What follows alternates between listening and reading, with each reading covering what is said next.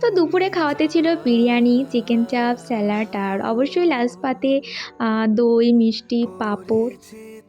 তো খাওয়া-দাওয়া করার পর একটু রেস্ট-টেস্ট নিয়ে তারপর আবার বেরিয়ে পড়েছিলাম। আজকে আমরা বাড়ি ফিরবো। দুপুরে খাওয়া-দাওয়া করার পরেই আমরা বেরিয়ে পড়তাম, কিন্তু তখন বৃষ্টি শুরু হয়েছিল। তো বৃষ্টি একটু থামতে না থামতেই আমরা আবার বেরিয়ে পড়েছি, যেহেতু অনেকটা যেতে হবে। আর ফেরার সময় গঙ্গাটা পেরোতে যে কি ভালো লাগলো, মানে সবে সূর্যটা ডুবছে আর তার সঙ্গে একটা সুন্দর হাওয়া দিচ্ছে, আর গরম তো নেই। যেটা সকালবেলায় একদমই ভালো লাগছিল না, পুরো রোদে পুড়তে উঠতে এসেছিলাম তখন।